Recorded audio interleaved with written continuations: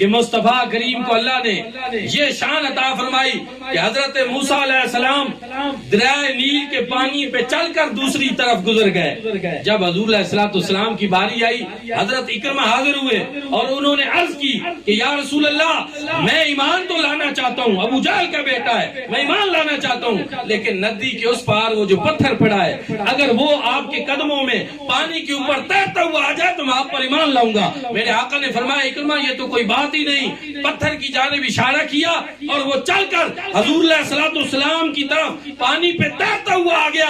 تو حضور علیہ السلام کی اس معجزے کو دیکھ کر حضرت اکرمہ نے اسلام قبول کر لیا.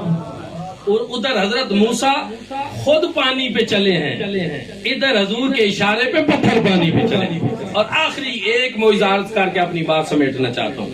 اور دوسری چیز کہ حضور علیہ السلام کے سامنے کافر آیا, اس نے عرض کی یا رسول اللہ میں بھی ایمان لانا چاہتا ہوں لیکن میرا مطالبہ یہ ہے کہ یہ جو سامنے درخت ہے یہ آپ کے قدموں میں آ جائے, آپ کے پاس آ جائے, میں ایمان قبول کر لوں گا. درخت چل کر آ جائے. حضور نے یہ نہیں فرمایا کہ کوئی نماز کی بات کرو, کوئی روزے کی بات کرو, کوئی دین اور طریقے اور شریعت کی بات کرو, میں درختوں کو جلانے کے لیے پتھروں کو تیرانے کے لیے آیا ہوں. نہیں, حضور نے فرمایا اللہ نے یہ شانیں مجھے دی ہیں, میں دکھاتا ہوں آپ کو.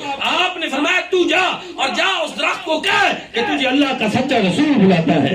جب حضور علیہ السلام کا یہ پیغام درخت کو پہنچا, اس نے اپنے شاخیں جو ہیں ان کو ایک طرف دائیں کیا پھر بائیں کیا, شرقن غربن شمالن جنوبن جڑیں اکھیڑی اور چڑھ کر جب آنے لگا امام بصیری کہتے ہیں یا رسول اللہ آپ کی بارگاہ میں قدموں سے چل کر لوگوں کو تو آتے دیکھا ہے, واہ کیا شان ہے آپ کی کہ جب آپ بلاتے ہیں تو بغیر قدموں والی چیزیں بھی چل کر آپ کی بارگاہ میں آ جاتی ہیں. جاءت لدعوتہ الاشجار ساجدۃ تمشی علی ساکن بلا قدمی. یا رسول اللہ جب آپ کا بلاوا آ جائے نا تو درخت بھی سجدہ کرتے ہوئے بغیر قدموں اور بغیر پنڈلیوں کے آپ کی بارگاہ میں حاضر ہو جاتے ہیں.